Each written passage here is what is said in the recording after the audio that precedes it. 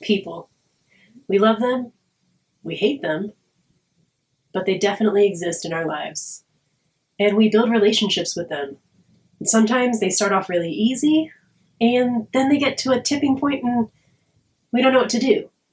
Other times relationships start off pretty rocky and somehow, magically, it works out. I'm here to kind of dispel some of that magic and explain it and how boundaries help us build stronger relationships. So today, I expand on why boundaries are necessary and essential to relationships.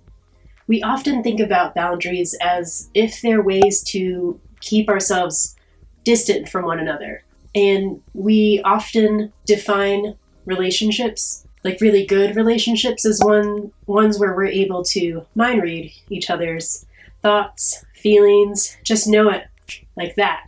However, I find it's often pretty difficult for me to read and understand what's going on in my own mind.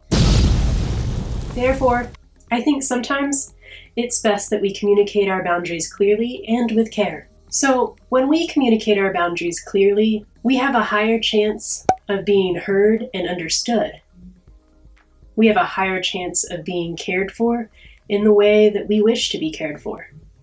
When we listen to and respect other people's boundaries, we get to see a person for who they truly are, because they'll feel safe. They'll feel able to be more vulnerable with you and share things maybe they don't trust other people to know about. When we listen to and respect another person's boundaries, we're better able to see them for who they truly are and respect them for their whole being. When someone shares a boundary with you, like, hey, I really don't want to keep talking about this violence. Can we switch topics? The very act of that person sharing that boundary with you shows that they trust you enough to respect them and hear what they said and make changes in your behavior. And when you do make changes and shifts in your behaviors, you validate that person. You show that they matter. So how do boundaries improve relationships? Boundaries let other people know what's important to you, what your values are. You can even state what you value when you set a boundary. For example, hey babe, I enjoy spending time with you. When you get home, say hi and plop down on the couch, you spend another 10 minutes scrolling through Facebook before we really get to connect. I sometimes feel less valued. Can we work something out? When you put yourself out there and share your values with someone, you give one another a chance to improve your relationship together.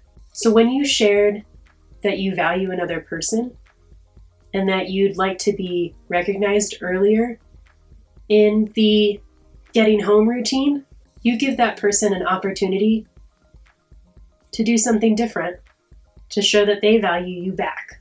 That might look like letting you know that when they get home, they need time to decompress. And that means that when you rush up to hug them, they actually feel really overwhelmed.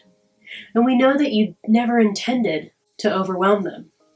You just were super excited to see them.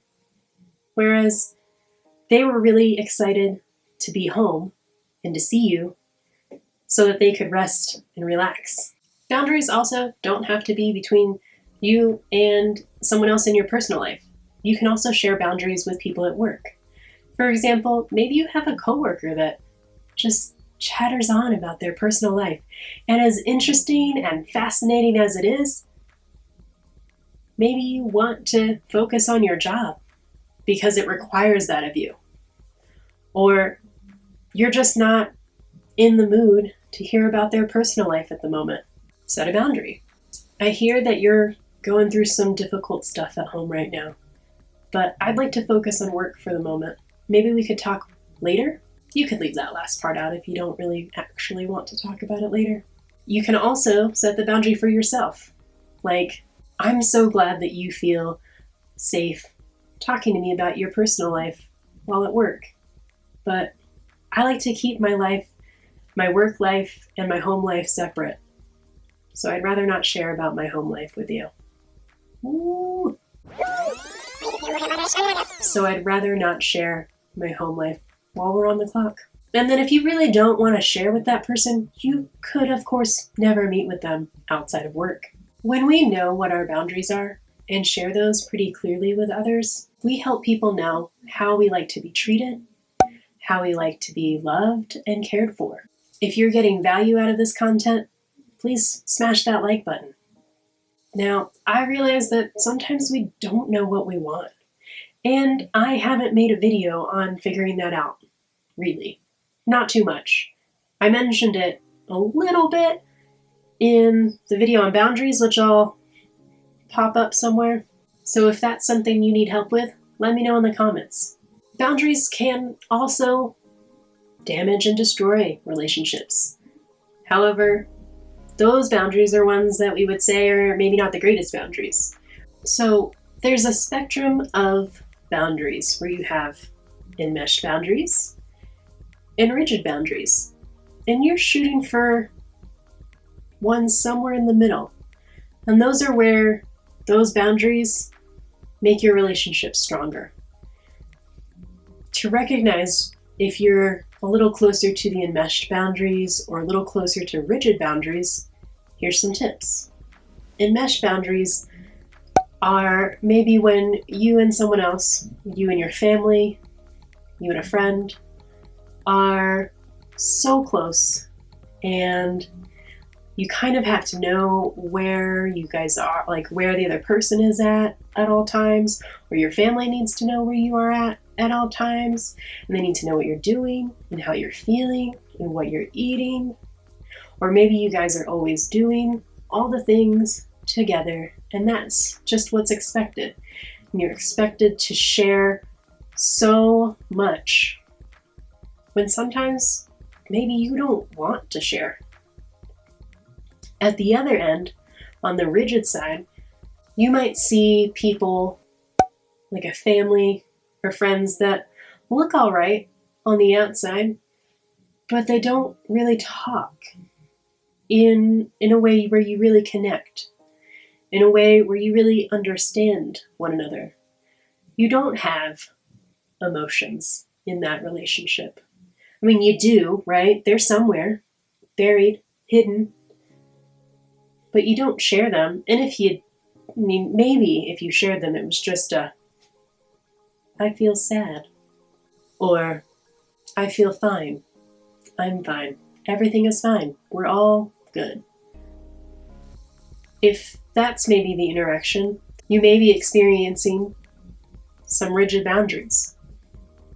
Now, I'm not saying having one or the other of these is bad. Those boundaries just imply that there's room to strengthen that relationship. There's room to find a way to connect in a way that is authentic to you and that other person, that is real and honest. And that stuff can be really terrifying, but I think that's what we're all shooting for. Sometimes people that have rigid boundaries have been, hurt too often, or maybe that's part of their family traditions and that's how they were raised, to kind of save face rather than let anybody know what was going on. At that other end, you might find someone who has also been hurt out in the world before, but they found that people would help them when they did reach out and share everything, right? In that sense that they were able to kind of go, oh my gosh, all of these things are happening and it's just crazy. And other people would come to their aid. And they just kind of continue to do that without figuring out a different way to maybe reduce the amount of chaos in their life, right? Same thing over here. The people experiencing rigid boundaries might struggle to be vulnerable. They may struggle to ask for help or ask for assistance or share their feelings. They may have even buried their feelings so deep down that they don't even know what they are right now. Whereas a person who has been taught or has learned to share, maybe overshare so much, they put themselves in perhaps unsafe situations with other people by oversharing. And on the other end, you put yourself in an unsafe situation by isolating so hardcore. Boundaries that really and truly share your values, those are the ones that build strong relationships. And those are the ones that I encourage you to find and share. I think for me, understanding whether or not boundaries within a relationship are healthy or not is kind of my ability to figure out and reflect on who I am in that relationship, who they are in the relationship, and who we are in that relationship. And that relationship could be friendship, it could be marriage, it could be coworkers, it could be anything, any relationship. Can you define the differences between you, the relationship, and the other human? Then you probably have some okay boundaries going on. But if things are starting to get a little fuzzy, like if I have to think of, well, if I do this, what's this person going to think? And I have to make a lot of different decisions around what I feel like my actions will do that affect them,